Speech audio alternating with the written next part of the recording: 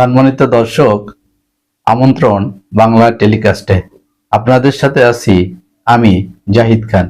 যেখান থেকে দেখছেন সবাইকে শুভেচ্ছা ও অভিনন্দন। বাংলাদেশের সঙ্গে পারস্পরিক লাভজনক ও স্থিতিশীল সম্পর্কের প্রত্যাশা ভারতের। দর্শক, ভারতের পররাষ্ট্রমন্ত্রী এস জয়শঙ্কর লোকসভায় বাংলাদেশের অন্তর্বর্তীকালীন সরকারের সঙ্গে নতুন সম্পর্কের এবং নতুনভাবে কাজ করার ইচ্ছা প্রকাশ করেছেন এবং বাংলাদেশে সংখ্যালঘু নির্যাতনের বিষয়ে ইতিবাচক বক্তব্য দিয়েছেন।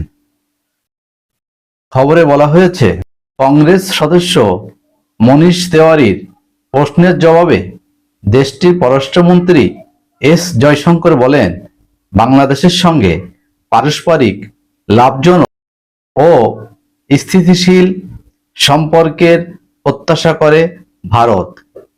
বাংলাদেশের নতুন সরকার ভারতের সঙ্গে একটি স্থিতিশীল এবং পারস্পরিক লাভজনক সম্পর্কে স্থির হবে। আমাদের প্রত্যাশা, বাংলাদেশের পরিবর্তিত ব্যবস্থার সঙ্গে আমরা পারস্পরিক উপকারী সম্পর্কে আসতে পারব।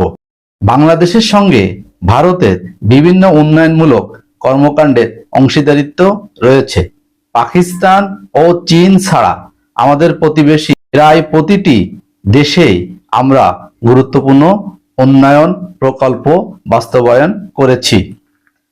প্রতিবেশী দেশেরও নিজস্ব রাজনীতি আছে। আমাদের এখানে পরিপক্ক আচরণ করা উচিত। এটা স্বাভাবিক যে সেখানে উত্থান পতন হবে। আমাদের লক্ষ্য স্থিতিশীলতা নিশ্চিত করা এবং সহযোগিতা বাড়ানো। বাংলাদেশের সংখ্যালঘু ইস্যুতে ভারতের পক্ষ থেকে ধারাবাহিকভাবে উদ্বেগ জানানো হয়েছে বলে উল্লেখ করেন জয়শঙ্কর।